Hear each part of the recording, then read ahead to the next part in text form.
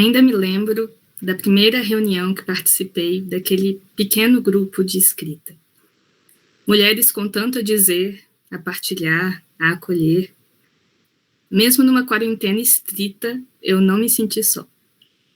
Nossos encontros viraram grupo de trabalho, GT, narrativas do cotidiano e do cuidado. Virou disciplina, mas para mim passa longe da rigidez e da frieza acadêmica. Para mim é arte. Voltei a escrever, voltei a ter coragem de mostrar o que se passa aqui dentro. Voltei a descobrir, voltei a ver o mundo com outros olhos. Olhos que captam a dureza e a sensibilidade da vida. Em um de nossos encontros, alguém disse sobre colocar caixas de lápis de cor debaixo do travesseiro para sonhar colorido. E desde então, a minha vida está mais cheia de cores. Nunca havia trabalhado com escrita antes. Nunca havia entendido a beleza de colocar as palavras no papel como forma de acolhimento. Quando comecei a escrever e conheci essas mulheres maravilhosas que formaram o GT, foi mágico. Em meio a tantas reuniões, burocracias, estudos remotos e trabalhos acadêmicos, encontrar este grupo era meu momento preferido.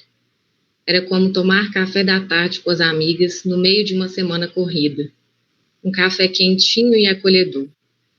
E esse café me salvou de tantas angústias e me abraçou em tantos momentos importantes.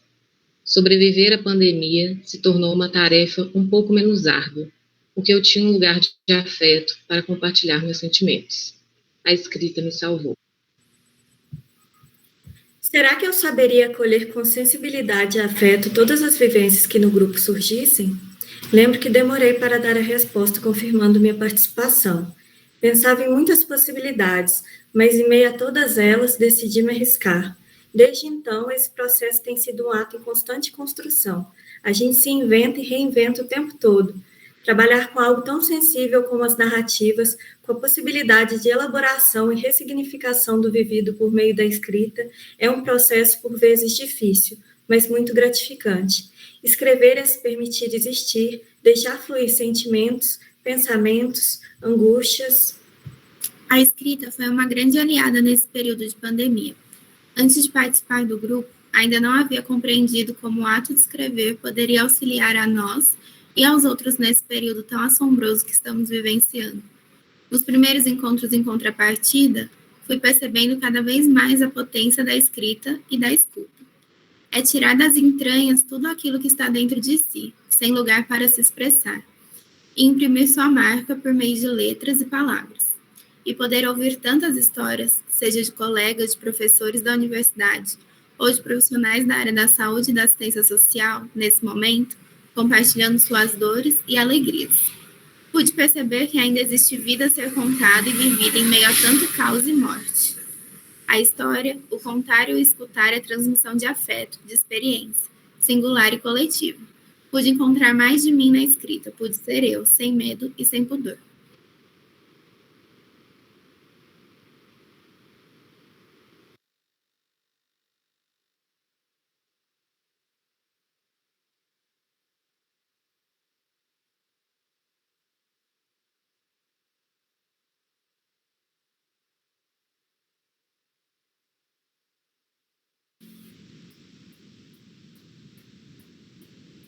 Tem dias que eu escrevo com uma esperança desesperançada.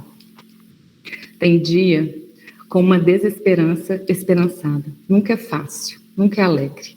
Pode haver segundos de um sorriso amarelo ao botar o ponto final e olhar a folha, mas é sempre doído. Dói tanto que às vezes me escapo e as necessidades e circunstâncias de um mundo assassino roubam as horas que eu queria estar no papel. Eu queria. Quando não faço, um nó na garganta, um aperto no peito, um cisco no olho, uma coceira na olheira me acometem. Essas inquietações não somem quando me sento a escrever, mas eu não preciso mais fingir que elas não existem. Não é bonito, é necessário, é parte de mim. Porque o nó na garganta, o aperto no peito, o cisco no olho, a coceira na orelha estão em cada esquina compartilhada por nós. Queria dar boa noite. a todas as pessoas aqui presentes. Eu sou Cássia, sou professora na Universidade Federal de São João del Rei, e é com muita alegria que a gente preparou esse encontro hoje de afetos, de celebração da publicação do e-book Narrativas da Pandemia, que apresenta uma coleção, né, de escritas realizadas em 2020 e 2021 por muitos dos presentes nessa sala hoje. Esse foi um trabalho do Programa de Extensão Universitária da UFSJ, o OBESC, né, que é o Observatório de Saúde Coletiva, que durante esse período, nós aqui na universidade trabalhamos muito, nos juntamos para nos acolher e acolhemos outros. E vamos, então, hoje contar sobre essa produção e abrir para leituras nessa noite tão especial para nós. Passo a palavra para a Núbia. Boa noite, gente. Estou muito feliz de encontrar todos vocês aqui. Eu estive aqui na parte da organização do livro. Me formei em psicologia pela FCJ no meio da pandemia. E acho que poder concretizar nessa reunião, né, nesse material hoje com vocês aqui, foi algo muito significativo para a gente. A gente teve, acho que, algumas razões para se reunir e construir esse projeto, partindo pelo desejo de sermos potentes, né, em um coletivo durante um contexto de isolamento, pelo afeto catalisador que a gente descobriu na escrita e pela importância do registro desse tempo, né? Acho que é importante demarcar aqui que todas que compuseram a organização, né, desse livro, a gente só se encontrou porque a gente teve o desejo de manter a universidade viva e atuante, né, durante a pandemia, e foi por isso que a gente se tornou parte do OBESC, o Observatório da Saúde Coletiva, da UFSJ, e esse foi um espaço que, com todos os desafios que a gente agora já sabe bem, ele ainda foi construído como um lugar de possibilidade de fazer coletivo, de acolhimento, e de construção de algo que ia para além das paredes das nossas casas, né? Todas as minhas reuniões foram nesse exato quarto. E nesse lugar, a escrita dos diários sobre o nosso dia a dia foi se revelando como um caminho paralelo, e a construção de algo que ia também para além das paredes de um trabalho endurecido, que não se afeta, que não se mistura, que não invade, essa ilusão que às vezes a gente ainda vê muito presente nas nossas atuações, né? Então, naquele momento, poder dizer dessa dor, dessa reinvenção, de uma angústia, de uma revolta, e especialmente, né, poder dizer isso para outras pessoas, pessoas que escutavam, que quando escutavam sorriam, choravam, se identificavam, adicionavam. Então, tudo isso é algo que significou muito. E acho que quando a gente realiza isso e se motiva a compartilhar o registro, primeiro no site, que foi, acho que havia que muitos de vocês, né, chegaram para as narrativas, e depois com a decisão, né, de transformar isso num livro, a gente parte de um desejo de materialidade, né, e de registro dessa história, né. Acho que os diálogos que a gente conseguiu reunir aqui são testemunhos dessa vida vivida e das vidas que cessaram cedo demais, e num tempo em que tudo se esvai muito rápido e a gente é chamado o tempo todo a se esquecer, né, para seguir em frente, o registro disso é importante para marcar esse tempo, esse passado, e o que dele ainda permanece vivo, né, em cada um de nós. Vou passar agora para Beatriz. Oi, gente, eu sou Beatriz, eu sou estudante de medicina da UFSJ, ainda não formei, mas eu tô com as meninas aqui desde 2020, quando a gente começou o projeto de escrever. Na verdade, ele não começou como projeto de escrever um livro, né, era mais um espaço de acolhimento e de narrativas, e aí virou tudo isso. E eu vim aqui trazer os agradecimentos nossos, começar agradecendo a própria UFSJ, né, que nesse período a gente estava com todas as atividades online, estava fazendo tudo de casa. Eu nem estava aqui em São João, eu nem estava aqui em São João, mas a gente conseguia estar presente mesmo online. E aí, para mim, essa experiência foi muito diferente, porque eu não conhecia nenhuma das meninas pessoalmente. E a gente trabalhou por 2 anos juntas, sem se conhecer pessoalmente, nem as meninas, nem a Cassi. E mesmo assim deu tudo certo. E aí também agradecer ao OBESC, que é o Observatório de Saúde Coletiva, que é esse projeto de extensão que possibilitou que tudo isso acontecesse, ao Núcleo de Estudos de Saúde Coletiva da UFSJ, que é o NESC, o GRENAR, que é um grupo de estudos que a gente teve depois, grupo de estudos de narrativa, e a PROEX, que é a Pró-Reitoria de Extensão Universitária. E também todos os outros órgãos que ajudaram a gente nessa caminhada.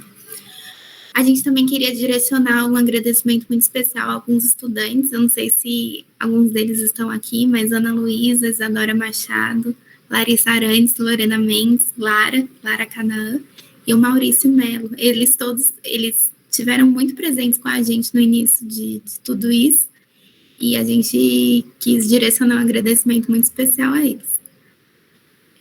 Também outros encontros e partilhas que merecem o nosso agradecimento, né? O NAGES, alguns grupos que também não estão vinculados ao UFSJ, mas estiveram presentes com a gente. O NAGES, ele é vinculado à PUC de Minas, um curso de extensão de narrativas em encontros vinculado ao UERJ, ao Unesp, ao UFSCar, UERJ do Rio de Janeiro, ao Unesp, ao UFSCar de São Paulo, ao Grupo de Análise Institucional de Saúde Coletiva da Abrasco, ao Grupo de Trabalho de Cotidianos e Práticas da ANPEP, Associação Nacional de Pesquisa e Pós-Graduação em Psicologia, e também a coordenação do CAPES, Coordenação de Aperfeiçoamento Pessoal de Nível Superior, porque eles deram apoio financeiro para a gente, e isso possibilitou a publicação desse e-book.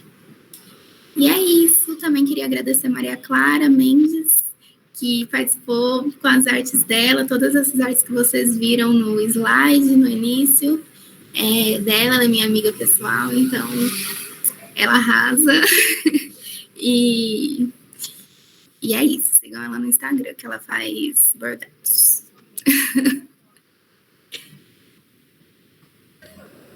Vou passar a palavra para a Ju. Oi, gente, boa noite. Meu nome é Juliana. Eu também sou uma das organizadoras desse livro, né? Já sou formada, também me formei nesse período da pandemia, agora sou residente aqui em Juiz de Fora. E eu queria falar um pouquinho, assim, desse processo, né, de construção do livro, né? Ainda que com a suspensão das atividades presenciais em março por conta da pandemia, os trabalhos de formação, aprendizagem, os projetos e estudos da universidade, eles continuaram. Então, muitas ações, pesquisas, programas de extensão se reorientaram com essa questão da pandemia e se agruparam em torno de um projeto comum, que é um programa de saúde coletiva. Então, daí surge um novo tempo para a gente aprender juntos. Tendo em vista o impacto da agenda neoliberal no setor saúde, o projeto de desmonte do Estado Social, hoje em dia se torna cada vez mais emergente defender o SUS e a saúde enquanto direito de todos. Então, é nisso, assim, que surge esse livro, diante desse contexto de descaso com a saúde pública, de questionamento da ciência e de precarização da universidade pública. É extremamente importante a gente estar aqui comemorando o lançamento desse livro, que é um reflexo de como a UFSJ resistiu nesse processo. Passar a palavra para a Daniela. Obrigada, Juliana. Boa noite a todas e todos que estão aqui presentes. Que bom conhecer muitos autores, autoras, interlocutoras, que eu não conhecia até então. É bom ver os rostinhos aqui. Mas conheço a escrita, porque passou por todos nós. E lemos muitas vezes e nos emocionamos muito com as escritas de vocês. Que bom que vocês toparam construir junto com a gente. Então, assim, eu queria...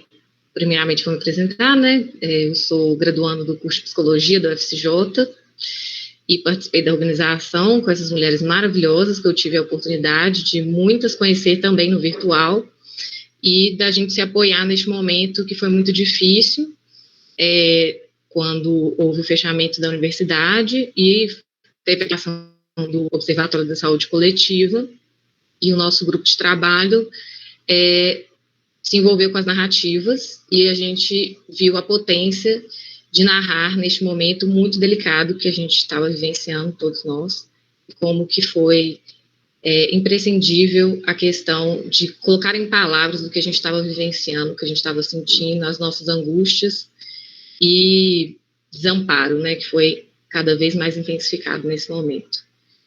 Como a Núbia comentou, a gente começou com nós, com as nossas narrativas, com as nossas leituras, com o compartilhamento entre nós, e depois a gente abriu para a comunidade, para qualquer pessoa do país escrever e ser publicado no site. A gente pensou na construção do e-book, na consolidação, e selecionamos algumas dessas narrativas que a gente leu, que estavam no site, e convidamos também interlocutores para fazer esse movimento que a gente já estava fazendo, de leitura, de sensibilização com as narrativas que a gente estava lendo, e que pudessem escrever a partir do que leram, de como sensibilizaram, de como se afetaram com essas narrativas e com o que estavam vivendo também. Então, é um processo que foi tanto particular quanto coletivo, entrelaçado, de afetos e palavras de todos nós.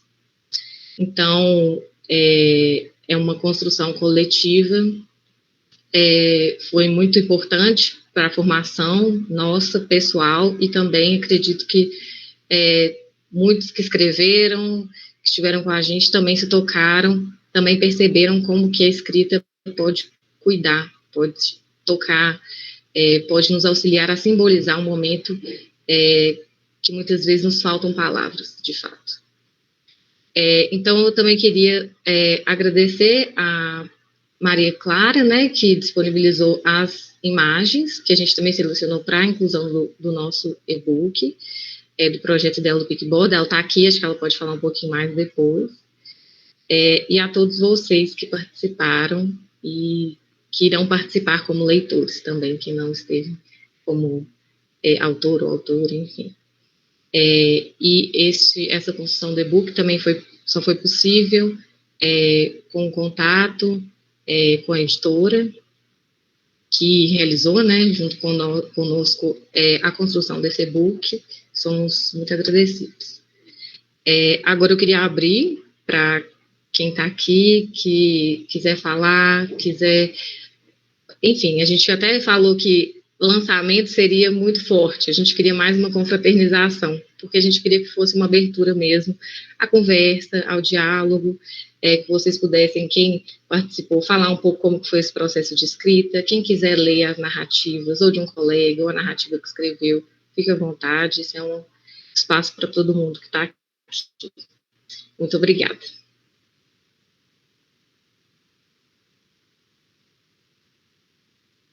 Posso falar? Meu nome é Simone, eu era professora da Universidade Federal de Ouro Preto, né, professora de imunologia no curso de farmácia e medicina, aposentei tem 3 meses, então eu era professora, né? E durante a pandemia eu tive uma ideia que foi muito bacana para a gente, que foi fazer um grupo de mulheres para conversar sobre outras mulheres, tá?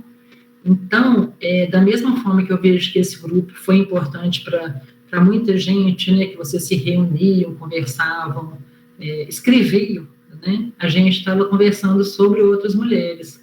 E aí, variadas, né, escritoras, cantoras, tinha Rita Lee, tinha Marisa Monte, tinha Cora Coralina, Adélia Prado, muito variado, né?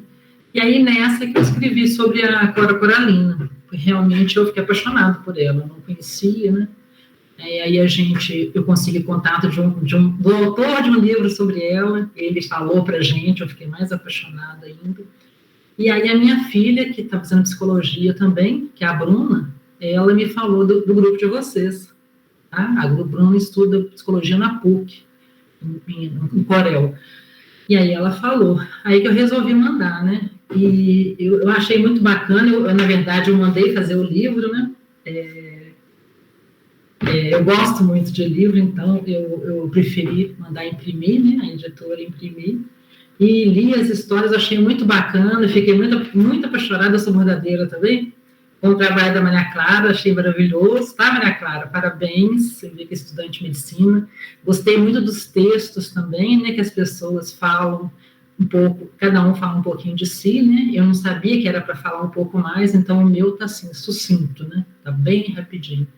Mas parabéns, queria parabenizar pelo trabalho, tá, gente? Então,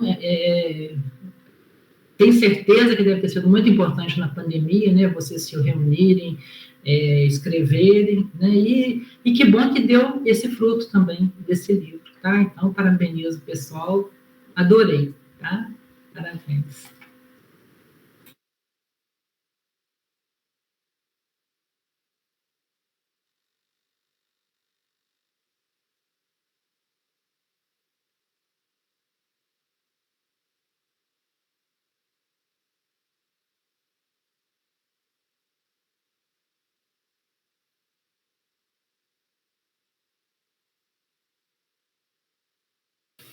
O microfone está aberto, gente, podem manifestar. Todo mundo. Alguém começou a falar também, né? Eu respondi. Não estou escutando com silêncio, aí estou escutando aqui meu reloginho. Não, gente, deixa eu falar alguma coisa que nervoso. O reloginho aqui só batendo ponteiro. Mas, nossa, acho que é muito nostálgico, assim, estar aqui, né? Eu acho que muita coisa aconteceu, né? Desde que eu estava mais presente, né? Acredito que com as meninas que continuaram trabalhando com isso, né? Até agora, né? O contato deve ter sido diferente, né? Está sendo diferente. Para mim, assim, foi um túnel do tempo, né? Porque aquele período ali se encerrou. E até esse encontro agora, eu acho que eu não tinha voltado a ver vocês, assim, né, a trocar essa ideia, e no mesmo formato, né, igual a Lúcia falou, né, no mesmo quarto, no mesmo lugar, né, então é muito nostálgico. E aí eu estava até pensando, né, até nessa história de, né, no mesmo quarto, no mesmo lugar, como que foi muito novo a gente abrir a nossa casa, né, abrir o nosso cotidiano sem saber muito como, né, sem saber muito de que maneira, e que transformou isso num espaço de contato íntimo, que eu acho que a gente não tinha acesso antes, né? As coisas da faculdade não entravam tanto na nossa casa, como começou a acontecer na época da pandemia. Então, era uma intimidade diferente. E nem em todos os contextos a gente tinha a possibilidade de usufruir dessa intimidade, né? Ou considerar que ela estava ali no trabalho. E acho que compartilhar as narrativas, né? Eu lembro dos encontros, estou aqui lembrando, né? A gente fazer um café e aí ia conversando, né? Fofocava um pouco do que tinha feito, os dramas da vida, ali, as narrativas, né? Foi uma maneira de trazer essa intimidade para o trabalho, né, de uma forma que a gente não tinha feito antes dessa maneira, principalmente com pessoas que talvez a gente nunca nem tinha conversado presencialmente, né, então me passa essa sensação, se eu vejo os rostinhos assim na imagem, eu tenho essa sensação de idade, mesmo sem ter tido, né, assim, aquela coisa de sentar no RU e conversar com aquela pessoa, e depois ir para aula com ela, e passar o dia inteiro com ela, que existia antes da pandemia, né? Então, acho que realmente foi muito legal, e a possibilidade de retomar esse momento tanto tempo depois, eu acho que permite também perceber o quanto foi significativo, de maneiras que, às vezes, imersa ali naquele processo, né? Porque a gente também estava dando conta de outros prazos, com outras coisas do OBESC, outras tarefas, né? Outras dinâmicas. Então, olhar para isso um tempo depois está sendo bem legal, assim, tô bem feliz, assim, acho que esse momento de confraternização tá me trazendo sensações boas, tá bem legal.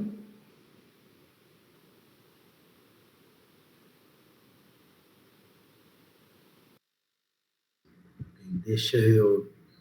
Ana Luísa falou do silêncio, né? Isso lembra aquelas aulas que a gente ficava sem saber se tinha alguém na aula, né? Tem alguém aí, uma sessão espírita, né? Tem alguém aí. Eu sou Alexandre, eu sou daqui do Rio de Janeiro. da Universidade Federal Fluminense, dou aula em Volta Redonda, e amigo da Cássia há muitas décadas. E queria, na verdade, era parabenizar toda a equipe pela iniciativa de fazer isso. Sábado eu estava numa roda de samba e eu me dei conta do quanto eu estou imerso de volta às rodas de samba, com muita intensidade, o quanto eu senti falta disso, né, de ver gente, de estar com pessoas, de estar suando, de estar... E aí, num certo momento, a minha companheira falou, cara, parece que faz tanto tempo, né? E não faz, assim, talvez 6 meses que a gente começou a retornar a alguma atividade social, né? No máximo 6 meses. E parece que faz tanto tempo. E a gente se deu conta de que essa experiência é muito inédita, e foi muito inédita para a nossa geração, e talvez para a geração anterior à nossa. E que talvez a gente ainda não tenha a dimensão, tamanho do impacto que isso tudo teve, né? E eu lendo os relatos do livro, eu fiquei muito tocado do quanto, por um lado, essa experiência aflorou uma dimensão do sensível que talvez no dia a dia, na correria do cotidiano, a gente não tivesse possibilidade de acessar com tanta profundidade quanto a gente acessou lendo as narrativas do livro, né? E um estranhamento muito grande em ler o que eu escrevi, por exemplo, e rememorar os sentimentos, os afetos daquele momento. Então, para quem trabalha com memória, como eu acho que muitos de nós, eu acho imprescindível que a gente tenha esses documentos para a gente poder acessar em certos momentos e manter vibrando esse período num sentido potente, né? No sentido da gente conseguir fazer desse processo alguma coisa que reverbere para o futuro como potência. Então, muito obrigado. Muita gratidão em estar com vocês aí.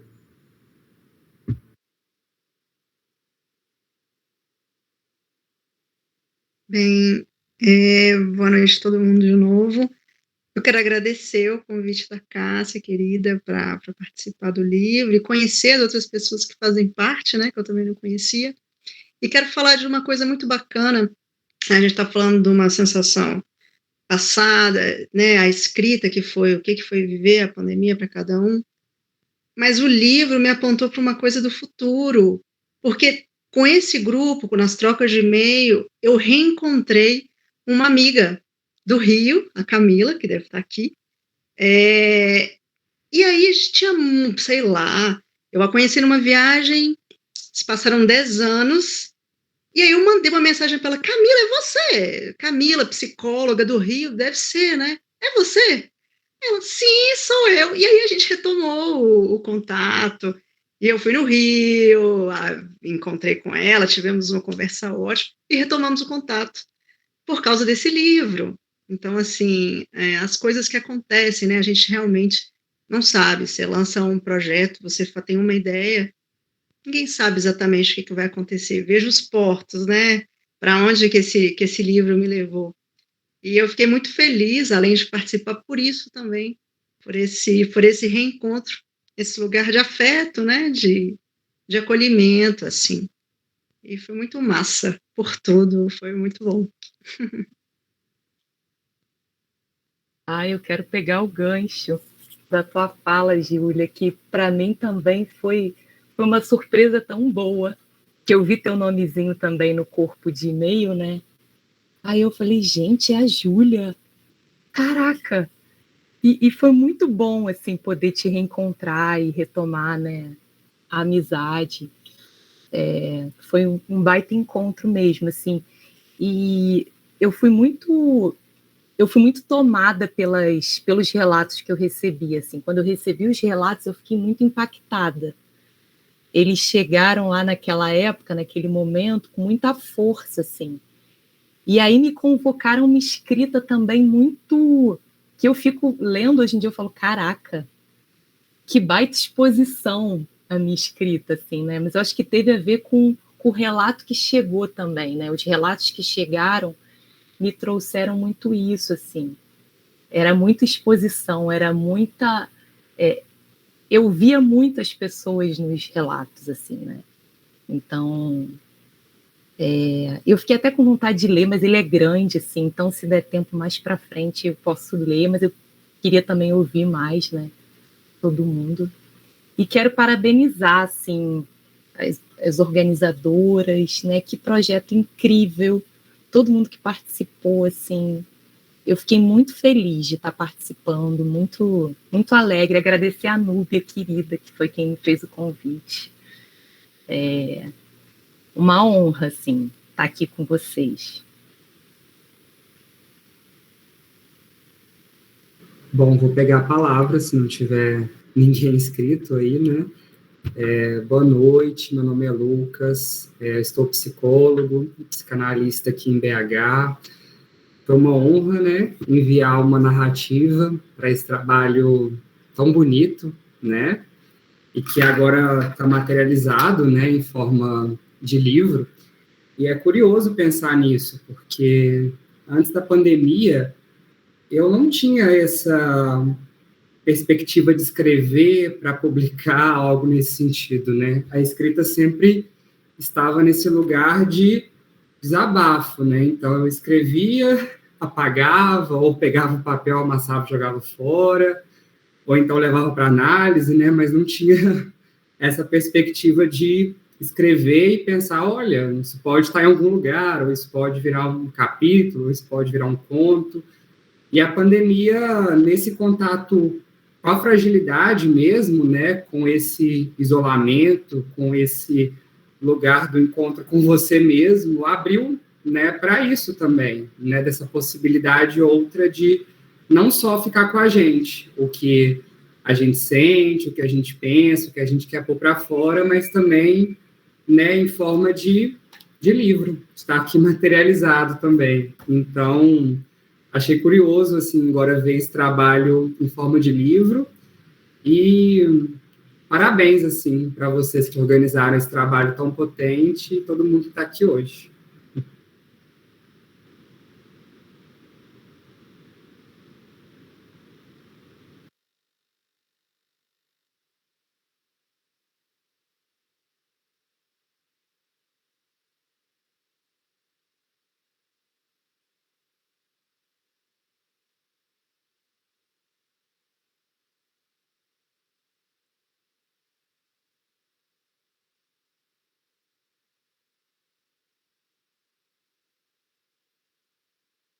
Eu estou com vontade de pedir a Camila para ler.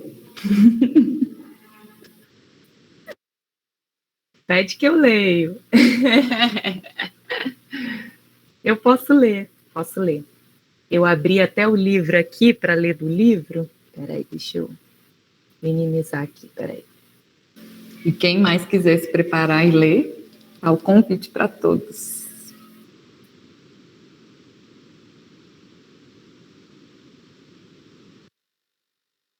Vou lá. Ele é grande, tá, gente? Então, vamos lá. Eu chamei de Talvez Se Eu Fechar os Olhos, título. As palavras enchem os cadernos e me fazem sair de casa em busca de mais um.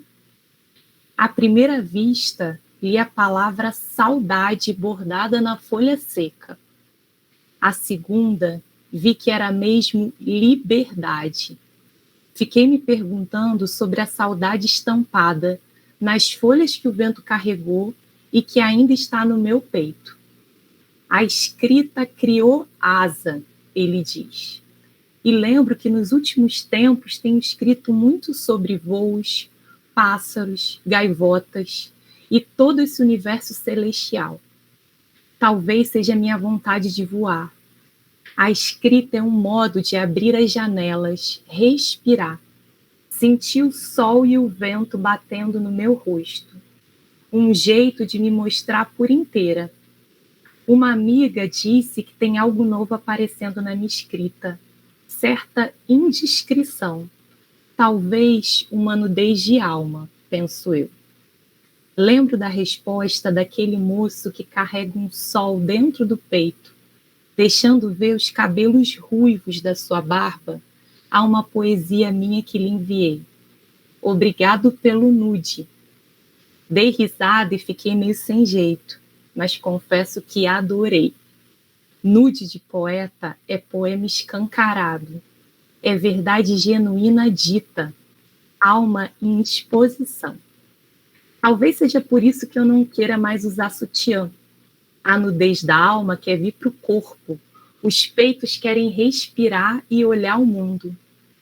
Mas ainda me incomoda os olhares que olham as marcas que meus bicos fazem na blusa.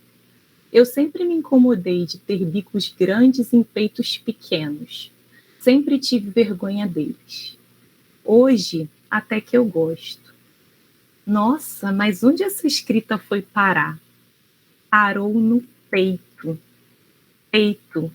Escrevo em letras garrafais porque ando querendo abrir espaços no peito para sentir mais, para não fugir do que sinto, para não me distrair o tempo todo, para não esquecer. Dar espaço ao vazio, deixar que ele preencha, o bordado me convida. Os sonhos têm sido ótimos nisso, me convidam quase toda noite a olhar para o que se passa. Tenho alternado sonhos de liberdade. Em um deles, eu voava com meu próprio corpo, sem anteparos. E outros em que me vejo presa, imóvel, acuada, sem saída, como aquele onde eu estava numa cadeira de rodas. Talvez porque eu me sinta assim no presente, às vezes enredada em alguns lugares que me seguram e me sufocam, e em outras, livre, leve, corajosa, pulsante, desejante, dançante. Ah, como eu tenho saudade de dançar coletivamente. Parece que ao dançar tudo se move em mim. O movimento me toma, girando mundos, mudando tudo de lugar. Mas uma coisa que descobri nesses tempos é que eu também gosto de ficar em casa. Eu não sabia, sempre fui tão rueira. Hoje me surpreendo curtindo a minha morada. Meus livros de poesia espalhados pela casa. Até no banheiro você pode encontrar um. O barulho de água caindo que me acalma. As minhas plantas verdejantes que me fazem companhia. Até aprender a cozinhar eu aprendi. Eu que fugia tanto da cozinha, pois achava que ali não era o meu lugar. Não me sentia capaz de preparar um feijão com arroz. Não tinha paciência com o processo. Na pandemia tive que aprender meio que na marra. Não aguentava mais pedir comida, os plásticos de todos os tipos se acumulando em cima da mesa. Queria comida caseira, com pouco sal e temperos naturais. Encarei a cozinha de frente, torci o pescoço da insegurança e fui desfazendo os nós que me impediam de preparar o meu próprio alimento. Uma coisa tão básica, a dona Culpa falou. Sim, senhora, mas só aos 37 anos consegui cozinhar. Isso é uma baita conquista para mim. Nunca tinha feito feijão na vida. E olha que eu amo feijão, mas eu morria de medo da panela de pressão. Hoje me vejo gostando de misturar alho, gengibre, massala e socar no pilão. O cheiro que sobe é delicioso. Me sinto rodeada de mulheres com seus véus coloridos do poema de Rupi Kaur. Minha ancestralidade feminina pode ser também inventada. Não pode? Acho que sim. Posso ir preenchendo as lacunas das memórias e das histórias que ouvi da minha avó materna. Carmina, carmim, vermelho. Ela é a única que me contava das histórias da família, com pedaços de sangue e de dor. No final de sua vida, ela deixou de querer contar. Quando eu ficava escavando o passado, ela me dizia: não é bom falar e mexer com isso. Muitas pessoas já estão mortas, vamos deixá-las em paz. Mas eu, moça curiosa que sou, queria mesmo era acordar todo mundo e convidá-los para um almoço de domingo. Como naquela época que na nossa casa tinha música alta, alegria, festa, prosa animada e um monte de sobremesas gostosas. Torta de limão, de maracujá, cheesecake de amora. Minha família foi ficando meio calada e triste. Agora só quem quebra o silêncio é o meu sobrinho, com sua alegria contagiante, sorriso encantador e interesse genuíno por tudo que é vivo. Fora sua chegada, minha família foi diminuindo, e volta e meia minha mãe diz que preciso aumentar a família, fazer ela crescer. E eu nem sei se quero ser mãe, eu nem sei se posso mais ou se um dia pude. Sinto minha filha escorrendo pelas mãos. Ela já tem até nome, Marina. Como essa vida é doida, né? Como a gente pode querer e não querer uma coisa? Às vezes parece que eu quero tudo junto, tudo misturado. Chá, pipoca, slam, comédia romântica. Mas a frase escrita no meu espelho pergunta: qual é o nível do seu desejo? Desejo. Olha para você, veja por trás do espelho o que você vê. Tenta encontrar alguma resposta que não seja contraditória. Difícil para uma geminiana com ascendente em Áries. Respira, confia no processo, confia no que brilha, ela me disse. Mas como reconhecer o brilho em um lugar tão solar? Às vezes parece que tudo brilha, em outras só escuridão. Talvez se eu fechar os olhos.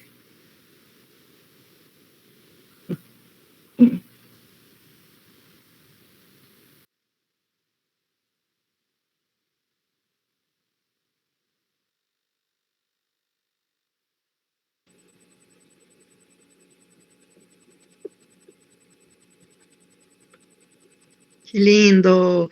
E aí eu vou ter que falar uma coisa, eu ouvi isso num sarau, na beira da praia, ela falando, foi super bonito.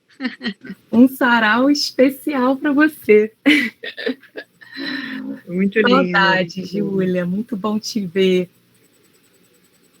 Camilita. Júlia, aproveita o microfone aberto. Aproveita, a gente está rasgando cedo, né? Eu e a Camila uma para outra. Eu vou ler um poema, que é um poema, na verdade, eu escrevi ele um pouquinho antes da pandemia, mas ele me serviu muito como uma luva, assim, até hoje, né? A pandemia já deu uma arrefecida, mas até hoje, o tempo que a gente está, que se chama resistência. Bem, vamos lá. Resistência. Eu perguntei a palavra resistência, como ela suportava todas as atrocidades cometidas pelas pessoas, contra os animais, contra as pessoas, as palavras e as cidades. A resistência disse que possuía um R poderoso na frente, e isso não só na língua portuguesa. Há semelhanças no espanhol, no francês e na língua inglesa. Um R para rugir, roer, rosnar, rasgar, reacender, rebater, reforçar. Um R que sai arranhando a garganta. Depois, a palavra me lembrou que suas letras sempre estiveram unidas, enfileiradas, como um time de futebol, defendendo o jogo. Cada letra sabendo do seu valor no todo, cada uma desempenhando o papel esperado, sabendo que o seu som só faria sentido com a outra letra do lado. E, por fim, a resistência, tão antiga e velha de guerra, me falou de palavras irmãs. Afinal, uma palavra não caminha sozinha. Resistência tem relações com paciência, com urgência, com inteligência, com existência, todas próximas em sua importância. E antes de sair, a resistência me lembrou da letra a letra que envolve o seu núcleo e que finaliza a palavra, a letra que começa o alfabeto, o pontapé inicial, tudo, uma letra disposta a acolher, a agregar, acreditar, aprender, a letra que inaugura o amanhecer e que sempre, sempre, sempre, sempre, ela precisa ser reescrita a cada vez que a Terra gira. É isso.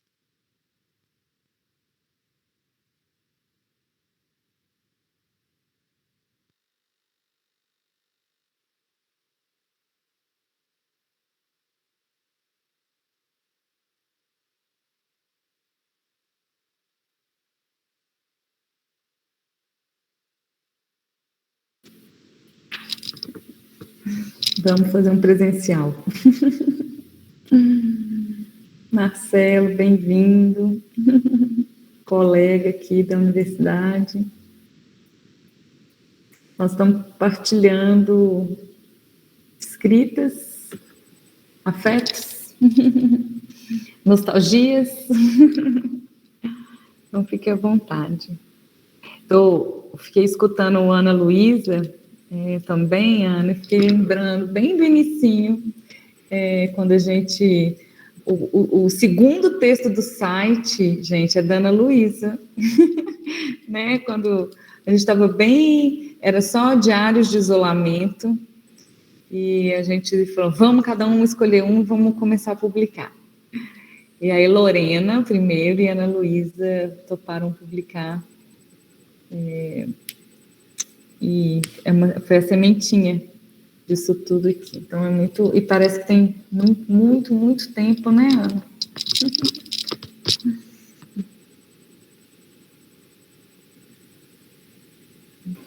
Foi quase que em outra vida, é tudo muito diferente, né?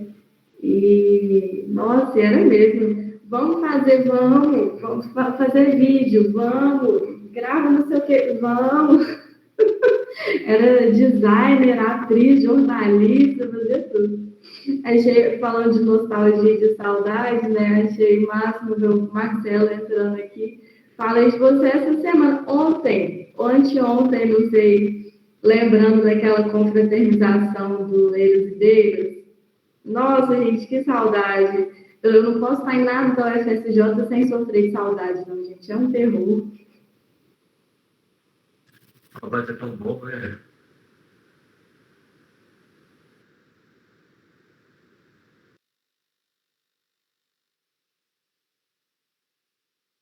Eu posso ler? Nossa. Bom. Carta para Cora. Querida Cora, que prazer enorme te conhecer. Sabe que eu já havia ouvido falar seu nome, mas não sabia nada de você. Na verdade, uma vez eu recebi um texto sobre bordado. Sou bordadeira nas horas vagas. E falaram que havia sido escrito por você, mas depois fiquei sabendo que não. Fora isso, só conhecia seu nome, que por sinal achei muito poético, mas não sabia que você era a Aninha, a Ana Lins dos Guimarães Peixoto Bretas, e que agora você é árvore, é tronco. E não morre aquele que deixou na terra a melodia de seu cântico, na música de seus versos. Essa frase descreve você. Para mim, você está viva nas suas palavras, nos seus versos, e também nas árvores e nos troncos. Sabe, eu estou te escrevendo do seu futuro para o meu passado. Nasci na década de 60, quando você tinha seus 70 e poucos anos, e hoje estamos em 2020. Um ano bem diferente para toda a humanidade. Daqui a pouco eu te explico. No meu tempo, a gente raramente escreve à mão ou numa máquina de escrever. Nós escrevemos no computador. É um pouco difícil de te explicar. Mas enquanto na sua época muitos anos se passaram até as suas palavras serem conhecidas pelo mundo, hoje as pessoas são um livro aberto, é isso mesmo. E nossas palavras chegam à maior parte do planeta Terra em poucos segundos. É muito difícil entender isso. Melhor a gente não entrar em muito detalhe. Bem, mas estamos em um ano bem complicado para toda a humanidade. Há alguns meses, todos andam pelas ruas de máscara. Moro numa cidade pequena de Minas Gerais, Ouro Preto, e a gente nem conhece quem passa na rua do nosso lado. Sabe os vírus, aqueles seres microscópicos de que falavam os livros? Um deles tomou conta da Terra, de todos os continentes, de todos os países e de todas as cidades. Ele é bem poderoso. E nos fez ficar em casa, mudar os hábitos, voltar para dentro de nós mesmos. E fez a gente começar a se reunir pelo tal de computador. Assim, criamos um grupo de mulheres que se reúne toda semana. E a cada semana a gente conhece uma pessoa nova. Conhecemos a Leila, a Clarice, a Lígia, a Djamila. E desde a semana passada eu estou sabendo um pouco mais de você. E quero te conhecer mais ainda. Sabe, você é uma das pessoas mais interessantes que eu já encontrei. a menina feia da ponte, a moça que partiu de sua cidade a cavalo aos 21 anos, com seu marido, futuro marido, que já havia saído de outro casamento. A senhora que faz doces, a doutora honoris causa. Como disse Carlos Drummond de Andrade, seu vintém de cobre é, para mim, moeda de ouro. E de um ouro que não sofre as oscilações do mercado. É poesia das mais diretas e comunicativas que eu tenho lido e amado. Aninha, hoje não nos pertence, é patrimônio de nós todos, que nascemos no Brasil e amamos a poesia. Cora Coralina, apaixonei-me por você e quero te conhecer melhor. Eu posso ser sua vizinha, morar na casa do lado e tomar um café com você? É isso.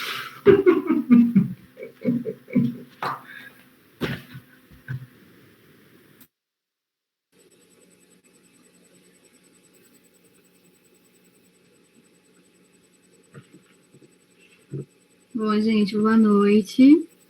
Prazer, eu sou a Elaine, sou psicóloga graduada pela UFSJ, tenho um carinho enorme.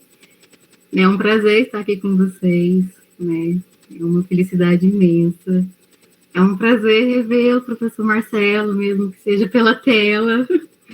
Fico feliz em encontrá-lo, conhecer vocês. Cássia, esbarramos algumas vezes nos corredores aí, junto com a Larissa. Ana Luísa, é um prazer te ver aqui novamente, te acompanhando a Mega. Que mulher! Me adiciona a eterna admiração. Bom, fico muito grata, fiquei muito feliz em ver o meu texto publicado. Eu falo da minha experiência enquanto psicóloga. Eu vou contextualizá-lo. O título do meu texto, ele diz o seguinte: será que estou na moda? Um olhar sobre o home office durante a pandemia. No início da pandemia, eu fui convidada para atuar num colégio, aí de São João del Rei, e ele me provocou várias reflexões, principalmente enquanto pessoa, enquanto profissional, recém-formada, enquanto psicóloga. Eu lembro que, dentre as várias preocupações, tinha uma que me preocupava da seguinte forma: que roupa que eu vou? Que roupa que eu vou ficar mais profissional? Que roupa que é de psicóloga, porque é de estudante, o all-star, a calça jeans e a camiseta do UFSJ não vai rolar. Então, eu percebi, gente, a primeira iniciativa minha, eu falei, eu preciso ir numa loja e comprar uma roupa melhorzinha, para parecer psicóloga. E eu confesso que eu tinha uma resistência com atendimento online, eu só atendia presencial, e na pandemia, eu tive que atender online. E, dentre as reflexões, com os alunos, enquanto pessoa e psicóloga, eu trouxe para vocês essa discussão a respeito das roupas, das vestimentas. Eu vou iniciar. Será que estou na moda? Um olhar sobre home office durante a pandemia. Já me acostumei em trabalhar na quarentena, com meus pés de meia, pijamão de flanela, cabelo preso, boca nude e moletom. Relaxada não, apenas à vontade. Com o mundo online, ficamos bem mais à vontade. Blusa social com um dia surrado e a pantufa para participar das infinitas reuniões virtuais. Para quem sou eu em trabalhar de pijama, consegui o meio termo. Então, metade social, só a metade que aparece no vídeo, e a outra metade de moletom. Logo essa pandemia vai passar, e espero que com ela passe também os preconceitos e os terríveis olhares de condenação, porque o outro é diferente da gente. A meu ver, o respeito e a admiração pelo semelhante terá sempre o conceito básico de estar bem vestido. Fico me perguntando, quando que a educação, os bons costumes, o olhar compreensivo, o enxergar o próximo para além das suas roupas, será o essencial para olhar o outro. Se você está esperando uma resposta para essa pergunta, eu também não tenho. Estou só me preparando para quando tudo isso passar, eu continuar vestindo o meu basiquinho, repetindo os vestidos de festas, e está tudo bem. Tudo é uma questão de prioridades na vida. Quanto às roupas, tanto faz. Qualquer uma fica bem quando ela é acompanhada de bons conceitos. Inclusive o meu moletom. Com carinho, psicóloga Elaine. Esse é o meu texto. Gente, que acho que, né, vai de encontro ao que vocês trouxeram, né? Eu me emocionei aí com a fala, né, conforme vocês foram lendo, né, e eu li algumas vezes, né, dizem, né, de acordo com algumas pesquisas, que somos a média, né, das 5 pessoas que mais convivem conosco. Então, me sinto muito bem acompanhada, né, e representada com a fala de vocês. Me sinto muito acolhida com cada texto aí que está sendo falado. Né, e é isso, gente. Obrigada.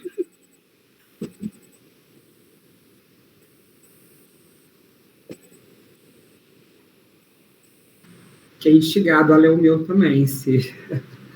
Vou aproveitar, então. O meu se chama Sujeitos à Live em Tempos Virtuais. Está na página 92, para quem quiser acompanhar a leitura. Desde que a pandemia da Covid-19 assolou o nosso país, em março de 2020, as lives, ou como minha mãe, recém-integrada ao mundo virtual, instagramático, passou a chamar as lives, se tornaram um novo produto de consumo. Difícil encontrar alguém em nosso feed que não esteja matriculado em algum curso online, que não assista às lives transmitidas pelas diversas redes sociais, canais do YouTube e podcasts, ou que não tenham feito a sua live ainda. Inclusive nós, analistas, estamos nos fazendo presentes também no modo a live, por meio do corpo e do objeto voz, conduzindo as análises de nossos analisantes, de maneira remota. Vidas transmitidas, conectadas e faladas pela telinha do celular. Se havia prenúncios de que essa realidade poderia vir a usurpar o contato físico, tornando-se o novo normal, entre aspas, de atendimento, comunicação e relacionamento, como um bom cético das mídias digitais, teria sido um dos primeiros a destilar boas risadas. O filósofo Paul B. Preciado, em seu livro Texto Junk, traz o conceito de uma era farmacopornográfica, onde a excitação se faz tecnoproduzida, pertinente para pensarmos neste atual momento pandêmico. Não somos mais corpos vivos ou mortos, somos corpos conectados e desconectados. A separação humano-máquina, natural-artificial, feminino-masculino, não fazem mais sentido em tal era. Somos sujeitos presencialmente virtuais. Sujeitos presenciais no corpo e na voz durante as lives e sujeitos virtuais transmitidos por meio das tecnologias de rede Wi-Fi e 4, 5G, que ora estão ao nosso favor e ora contra. Ora ativos, conectados e falantes, e ora passivos, congelados e à espera da reconexão. Em meio a uma necropolítica intensificada por uma pandemia, nem todos os corpos poderão se fazer a live. Ou melhor, serem dignos de uma live. São corpos que não importam para o macro, são corpos abjetos, números para compor gráficos estatísticos. São corpos que possivelmente não aparecem em nosso feed, não são fotografados em preto e branco em correntes que correm as redes sociais, e nem são choráveis ao se tornar estatística. Afinal, como chorar por alguém sem live, sem bio, sem um arroba de identificação? Diante desse cenário, a resistência pode ser pensada no sentido de sobreviver e subverter as probabilidades. Corpos vivos que se recusam a figurar sequências de stories compartilhadas sem desejo, sem live. Corpos em movimento que se recusam a fazer conjunto de dados numéricos para que assim não sejam esquecidos.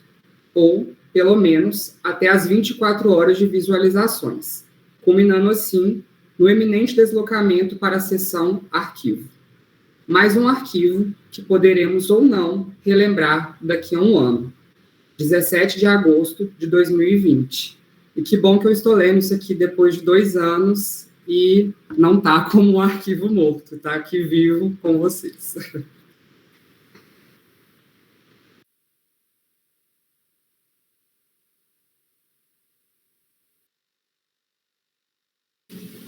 Tá bem especial reviver o momento da gente encontrar aqui nessas janelinhas e escutar o texto das outras pessoas. A gente fez isso durante muitas e muitas semanas, né, gente? De ler entre nós, dessa pausa para escutar o outro. Então, está sendo muito bom. E agora, a gente leu muito esses textos, mas eles ainda não tinham cara. Então, Lucas, Camila, Simone, né? Elaine, que a gente leu, releu, leu de novo, voltou, compartilhou, né? No processo todo de composição. E agora escutar na voz de vocês é bem emocionante. Assim. Então, estou muito agradecida por esse encontro. Mas ainda dá tempo de ouvir mais. Cadê Núbia? Cadê o povo do grupo? Dani. Queria escutar as vozes que eu não conhecia ainda. Está sendo muito... Né? Eu tô com o livro acompanhando assim, aí agora a voz que eu escuto não é a minha voz interna ressoando, é a voz dessa pessoa que chega agora e se faz aqui, né, presente com voz e rosto. Muito especial. Vou ler uma que se chama Café da Tarde. Ela nasceu dentro das experiências de trabalho que eu tive no ABESC. Dona Maria tem 70 anos e vive numa cidadezinha do interior de Minas. Sempre que conversamos por telefone, me oferece um café e torce pelo dia em que eu vou poder aceitar. Dona Maria parece viver de café, crochê e oração. Remédios. Também toma muitos remédios. Tem para pressão, coluna, ácido úrico, tem até um para depressão leve. Foi assim que o doutor chamou. Ela queria cortar o do ácido úrico, mas o médico disse que ela teria que parar de comer carne. Preferiu continuar com a pílula. O da depressão nem se lembra quando começou a usar. Contou que às vezes não tinha vontade de botar uma roupa bonita. Com a pandemia, a ansiedade aumentou. Muito, muito mesmo. Principalmente porque a sua irmã Joana é enfermeira num grande hospital. Ela tinha certeza de que a irmã não sobreviveria a essa. Me conta que Joana evitava conversar sobre essa questão, mas desabafou com a filha de Maria. A verdade era que estava apavorada. Um irmão faleceu recentemente, e agora os 3 sobrinhos moram com ela.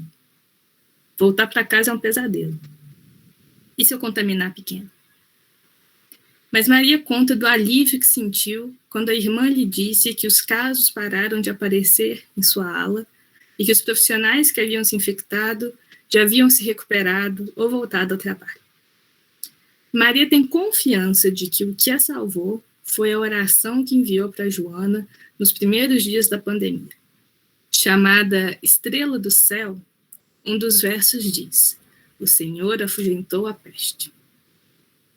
Em contrapartida, na mesma semana, um filho de Maria que trabalha em uma indústria na cidade próxima contou que um funcionário com o qual dividia o posto de trabalho foi diagnosticado. Pergunto se ele também será testado, e a Maria me disse que não. A empresa disse que não precisava. Compartilhou a mesma oração com o filho e segue com fé. No mesmo dia, ligo para o seu Pedro, um mototaxista de 60 anos, que estava a ponto de preparar o seu café. Ele disse que agora faz 2 trabalhos: transportar passageiros e conversar com os passageiros. Me conta que conversar é uma necessidade humana e que ficar em casa está gerando uma espécie de pré-depressão no povo. Narra o caso de Lúcia, uma faxineira do hospital da cidade com quem conversou dias atrás. Relata que a mulher está muito mal. O filho se mudou para a casa do pai e agora está sozinha em casa, dia após dia. Se entrega à bebida algumas noites e não consegue suportar mais a solidão e o medo. Olha o desgaste, diz seu Pedro. Conta também das equipes médicas que estão se hospedando em hotéis para não voltar para casa e correr o risco de infectar as famílias. Ele questiona se vale a pena mesmo. Fala que a vida é muito curta para se viver com medo. Tem vários pensamentos conflituosos. É uma mistura de vida tentando seguir normalmente com pânico que se instala como parasita, ou como vírus. Que coisa, né? Um bichinho que a gente nem enxerga, mexeu com tudo, tirou o trem do trilho, ele diz. Eu acho que a vida se descarrilhou há muito tempo. Desde que a depressão leve virou rotina, desde que a empresa passou a valer mais que o funcionário, desde que a fé virou o único consolo aparente, desde que a conversa com o motorista e as ligações interrompendo o café da tarde viraram desabafo. Abafados estamos ainda mais agora. Honestamente, eu queria ter respostas para Dona Maria e seu Pedro. Mas por enquanto eu só sigo ouvindo com a garganta engasgada. Vou para a cozinha fazer café e levo o telefone comigo. Quem sabe alguém também não me interrompe do afogamento.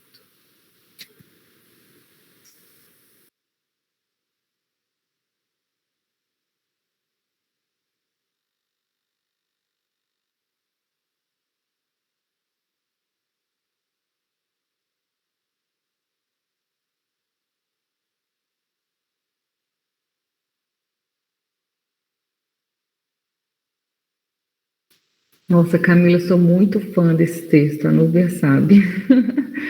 Já coloquei em palestra, já escutei várias vezes, eu me emociono várias vezes. Muito bom, muito bom.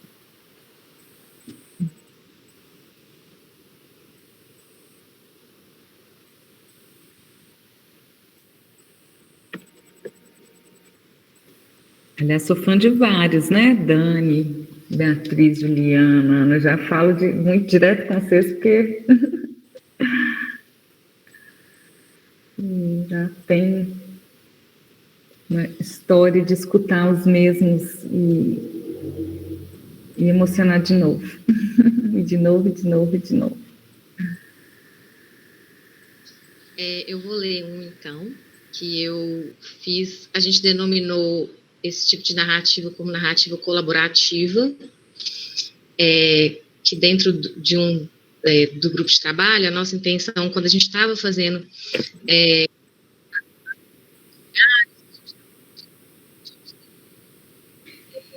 Ô, Dani, Oi. De repente seu áudio falhou. Você estava começando a falar das narrativas colaborativas. Ah, tá bom. Se falhar, vocês me falam. Tá. Tá dando agora. Tá. E eu cheguei a entrar em contato com um assistente social, e porque a nossa intenção era de comunicar com os profissionais da saúde ou da assistência social que estavam na linha de frente nesse momento, e a gente escutar. E, a partir disso, criar uma narrativa, que a gente denominou de narrativa colaborativa. Então, foi um processo muito interessante de fazer essa narrativa colaborativa junto com a Elisa, que eu denominei, a gente achou um nome juntas, fictício. Então, eu vou ler, e chama As Primeiras Semanas da Pandemia. Bom, meu nome é Elisa Pereira. Tenho mais de 40 anos e sou assistente social. Em relação aos objetivos da narrativa, penso funcionar como um registro das vivências pessoais e profissionais em tempos de pandemia. Uma elaboração do material individual e coletivo para futuros estudos dessa realidade única que estamos vivendo, e também como instrumento terapêutico de cuidado. Acho que ninguém sairá ileso dessa pandemia, mas cada um tem suas especificidades. E nós que estamos atuando, que não paramos de trabalhar presencialmente, apresentamos uma especificidade bem característica. Então, acho bem importante estar fazendo esse registro como uma forma de comunicar com o mundo e de expressar alguns sentimentos que geralmente não conseguimos compartilhar com ninguém. Expor em palavras também é uma forma de proporcionar alguns alívios de sofrimento e até para que seja possível refletir sobre a nossa conduta durante esse momento. Quando iniciou a questão da pandemia, eu estava de férias do trabalho e tinha viajado com a minha mãe.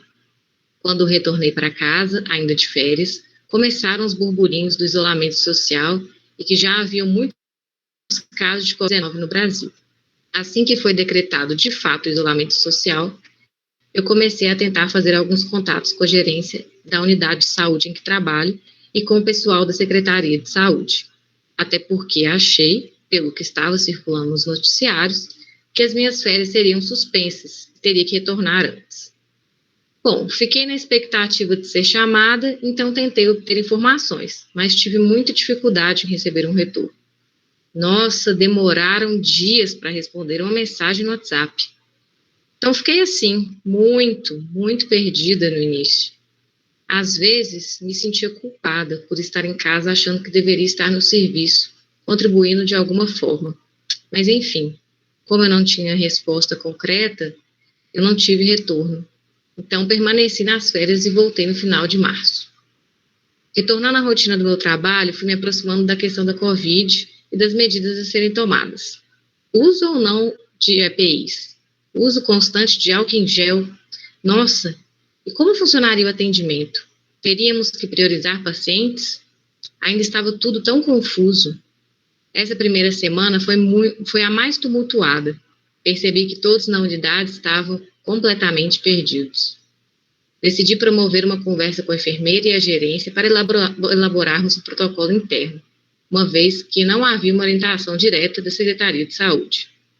Recebemos algumas orientações do Estado, através de portarias e decretos, e junto com esse material elaboramos outro protocolo interno, como se daria nosso atendimento com os cuidados necessários.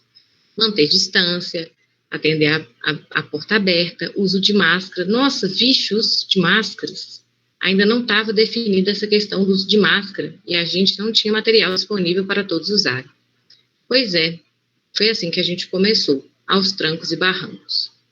A cada dia pensávamos em como proceder com os casos e também em relação à proteção tanto dos funcionários quanto dos pacientes. E caso chegassem pacientes com sintomas respiratórios, como agir? Apesar de trabalhar no setor secundário, que não é porta de entrada de pacientes de COVID e sintomas respiratórios, mantivemos os atendimentos especializados durante a pandemia. Então, sempre era um risco de transmissão, e essa pergunta pairava o tempo todo em nossas cabeças. Conversamos, então, com a nossa equipe aqui e chegamos em algumas conclusões de como deveríamos proceder. Fizemos uma reunião com a equipe, respeitando o distanciamento e segurança de todos. Criamos um grupo de WhatsApp para formalizar as informações e ter um canal oficial de informação. Porque cada um falava uma coisa, né? Uma mandava uma mensagem, outro mandava outra, tem aqueles que são muito alarmistas e também aqueles que são muito displicentes e que não têm as informações corretas. Então, para tentar filtrar as informações e padronizar, criamos esse canal de comunicação oficial. Incluímos todos os funcionários, toda a equipe multiprofissional, inclusive os médicos. Enfim, todas essas ações proporcionaram uma melhora na organização do nosso serviço. Mas é isso, não foi fácil. O começo de tudo, para nós profissionais da saúde, foi bem desesperador e intenso. Acho que só agora, falando sobre isso, pude perceber o quão angustiante foi. 2 de setembro de 2020.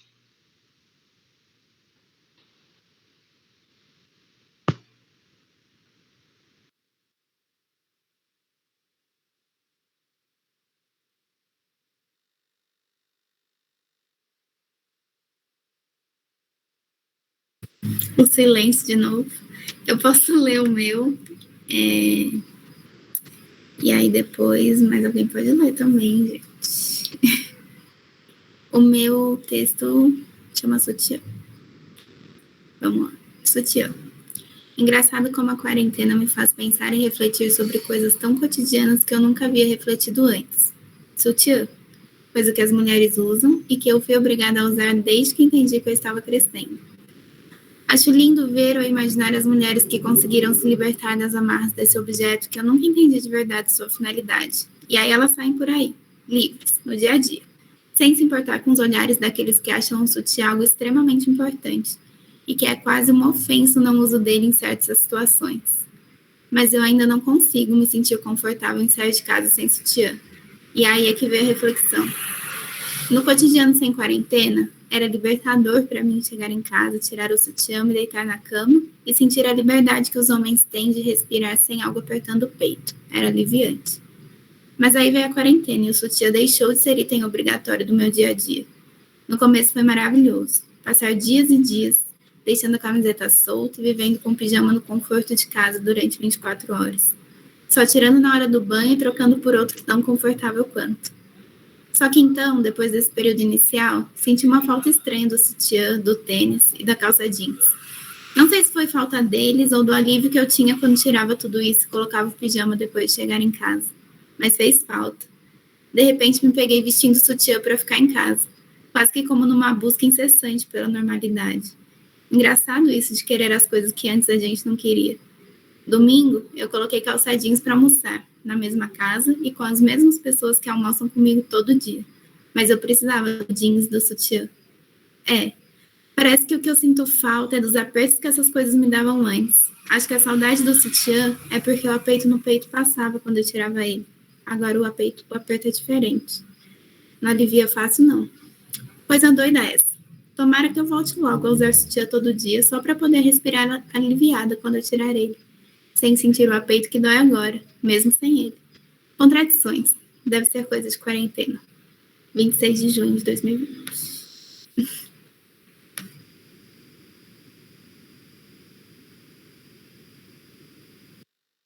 Eu fiquei querendo saber, Beatriz, e agora? Você tá usando sutiã e tira quando chega em casa? Sim. Já passou saudade?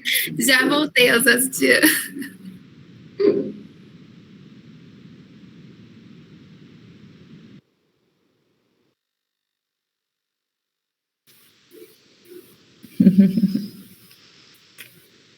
Não é, Adriana? Legal? Gente, nós estamos caminhando para os finalmente do tempo. O tempo passou rápido, né? Mas acho que ainda cabe mais uma leitura, se alguém quiser. Ou então, deixa eu ver se mais alguém quer. Vamos esperar as pausas.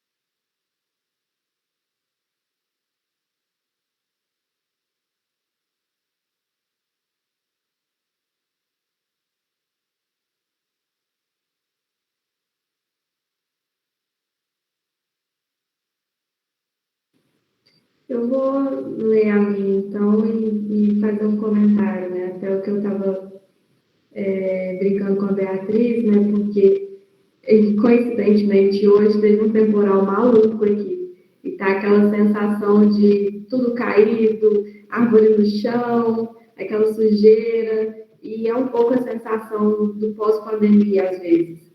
E a narrativa que eu escrevi, né? Até retomando ela, e pensando sobre como estão as coisas depois, né, eu acho que deixa um pouco essa sensação pós-tempestade, ao mesmo tempo estranha, caótica, confusa, e, enfim, vou ler e depois comento.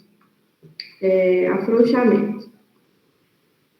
Já se vão quase 3 meses de quarentena e, em meio ao caos da reabertura desordenada do comércio, sobre corpos mortos pela Covid-19, que o desgoverno federal tenta empurrar para debaixo do tapete, parece emergir uma necessidade que não sei se o pessoal tinha se dado conta até essa pandemia acontecer.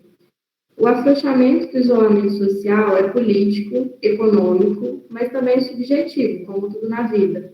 O pulinho na casa da avó, buscar a panela na casa da madrinha, o sorvete com a amiga para fofocar sobre os causos amorosos, parecem começar a fazer falta de uma forma um tanto quanto estranha, uma falta desmedida. Quase que explicariam o sentido da vida, e mala para o que dizem os filósofos com suas mirabolantes teorias existencialistas. Às vezes a vida é coisa simples mesmo, é bobagem, e não existe nada de mais existencial do que isso. Parece que ter dado de cara com esse fato tem a ver com a importância que a psicologia assumiu durante a quarentena. Talvez um reconhecimento nunca antes visto como tal. Parece que apareceu o subjetivo onde antes só se viam números, notas, prazos e datas na agenda. E, paradoxalmente, contraditoriamente, os mortos só crescem em números e tocam cada vez menos a subjetividade. Coisa do egoísmo, eu acho. É como aprendemos, né? E desaprender é caminhada longa também, talvez mais do que a própria escola. E trazendo para a minha experiência depois dessa narrativa, né, eu me formei e comecei a trabalhar, né, também de modo virtual, que nunca na minha vida imaginei, eu esperava assumir a função dessa forma, mas comecei a trabalhar como psicoterapeuta também, justamente nesse período de pandemia, né? Então, era um acolher, um ouvir histórias, ouvir angústias que também eram as minhas e que eu também não sabia o que fazer com isso, né? Num movimento coletivo, né? De pessoas elaborando lutos, né? De lutos que não eram por Covid, mas que na pandemia tiveram uma conformação totalmente específica, né? As reaberturas, as ansiedades sociais e todos esses processos, né? Essa sensação de pós-tempestade, né? Eu acho que colocou uma ótica sobre o lugar dessas experiências, né? Que talvez a gente tenha se dado conta de que são tão fundamentais, mas ao mesmo tempo difíceis de serem reconstruídas, né? O jeito de olhar para isso, de significar isso, se transformou também. Eu, pessoalmente, entrei na pandemia como se eu tivesse entrado num túnel e saído de outro lado, completamente outra pessoa, outro mundo, outras coisas. E muitas pessoas passaram por esse túnel e se viram lá no comecinho, porque nada mudou. Então, cada experiência foi muito singular, né? Então, acho que esses detalhes que talvez a gente não se dava tanto conta, né, se tornaram muito cruciais. E ainda são, né? Ainda hoje, porque ouvir todas essas histórias, principalmente as mais difíceis, né, do período pré-vacina, do período de desespero, do período de estar perdida, é como se fosse algo que hoje a gente já quer esquecer um pouco, né? Mas é algo que está muito presente em todo o sufocamento que a gente ainda vive, né? E acho que olhar para isso não é fácil, né? Trabalhar com isso também não é fácil, mas tem sido muito necessário.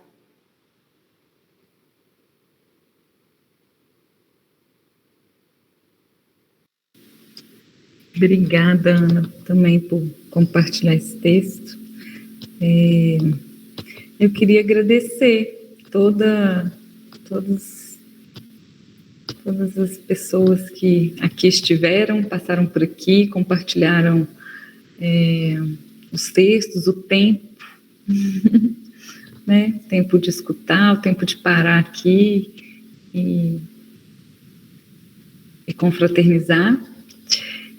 Mas eu queria agradecer especialmente Juliana, Dani, Beatriz e Núbia. Se não fossem vocês, isso não teria saído. Eu tentei desistir várias vezes, sabe, gente? De esgotamento, de cansaço, de desânimo, de vários momentos, e as meninas, não. As mulheres, essas 4 mulheres, são muito especiais. Aliás, me suportaram todo esse tempo, com todas as dificuldades tecnológicas, inclusive hoje, com uma paciência, uma tranquilidade, tipo assim, vai acontecer. Queria agradecer muito, estou muito emocionada. Queria também dizer que foi uma experiência de transformação da minha própria docência, meu próprio processo de ensinar, que foi aprendendo com vocês, com a arte, com a poesia, e aí mudei minha forma de orientar na pós-graduação. Então, assim, as narrativas, as escritas transformaram em várias dimensões, assim, e a gente usou todas essas dimensões, né? A gente começou por uma dimensão terapêutica, de acolhimento. Dani lembrou muito bem hoje uma outra dimensão que a gente trabalhou, que era a produção de conhecimento através das narrativas colaborativas, que a gente queria registrar. As pessoas falavam que iam escrever, mas não estavam no furacão, e a gente falou, não, nós vamos ouvir e escrever com essas pessoas. E aí a gente foi desenvolvendo essa forma de produzir conhecimento junto, através dessas narrativas colaborativas, e a dimensão da formação, né? Então, a gente fomos... Eu sinto que era uma sementinha que foi criando um monte de perninhas e bracinhos, e foi abraçando, né? Foi abraçando um monte de gente, e o site foi crescendo, o site ainda está aí, a gente ainda continua recebendo textos de agora, do pós-pandemia, da vida, de quem teve Covid, né? São outras experiências também. Então, é uma semente muito bem plantada, viu? E eu queria agradecer muito vocês 4.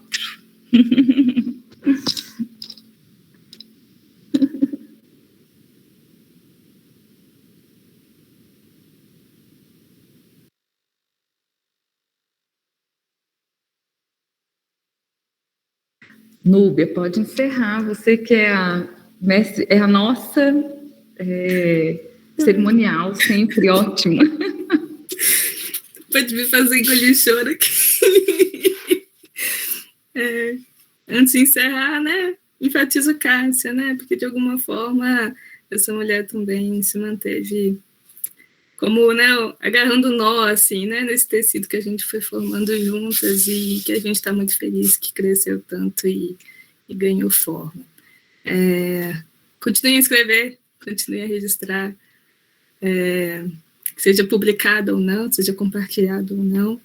Se possível, compartilhar melhor. Eu acho que a gente descobriu uma força, né? Então, manter esse canal vivo também, eu acho que também é prolongar uma potencialidade na existência. E feliz de ter isso material, e agora isso continua. Obrigada mesmo, assim, por cada um de vocês que contribuiu para isso. Seguimos.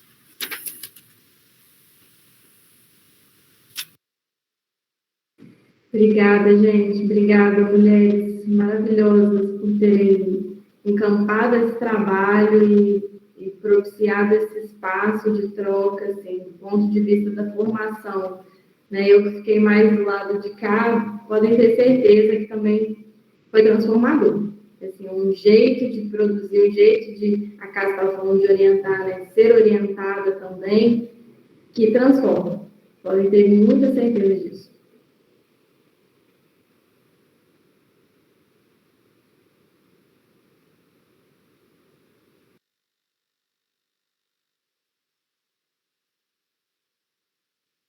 Adorei ver a cara de vocês e ouvir, né, os textos com voz. O texto ganha cor. Foi ótimo, gente. Parabéns de novo pela iniciativa. Muito bacana. Parabéns mesmo. Me senti um privilegiado, porque eu não li, mas pude ouvi-las, né? Então, acho que ouvindo vocês, tem uma arte da narração oral também, né, gente? Porque, assim, a gente vai vendo isso como o texto ganha outro brilho, né? Ganha outro viço ouvindo, a gente podendo ouvir. Então, me sinto privilegiado de poder ter participado desse momento. Obrigado, Cássia, pelo convite, a vocês e pela iniciativa. É muito bonito. E eu lembrei do Walter Ugumãe, no Roda Viva, ele falava como as telinhas foram importantes para a gente ir criando o sentido do que estava se passando com a gente, né? Porque a gente ficou incomodado, né? Tudo no remoto, mas se não fosse esse recurso, a gente talvez não tivesse conseguido criar, né? Assim, toda a atividade começava com a gente conversando, né? Sobre o que está acontecendo, o que está se passando, o que você está fazendo, como é que você está lidando, sempre, né? E acho que vocês fazem isso materializando algo, né? Assim, criando um registro de memória que vai ficar para a história. Então, assim, que bom que vocês tiveram essa coragem, que vocês fizeram isso, né? E que a gente pode desfrutar né, desse material, como um registro também de memória de uma passagem que a gente espera não reviver, né, uma parte importante dela. É isso. Obrigado pela oportunidade, viu, gente, de ouvi-las.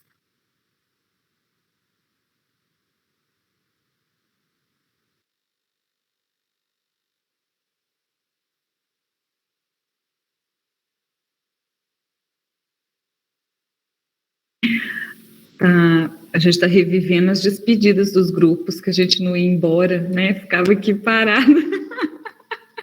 Não quer terminar, quer prolongar. Mas acho que o livro é isso, é um pouco de prolongar em outros espaços agora, né? Então, boa noite para todo mundo. Beijo, gente. Boa noite. Abraços. Até logo. Boa noite, pessoal. Obrigada. Gente, obrigada. Tchau, tchau. Obrigada.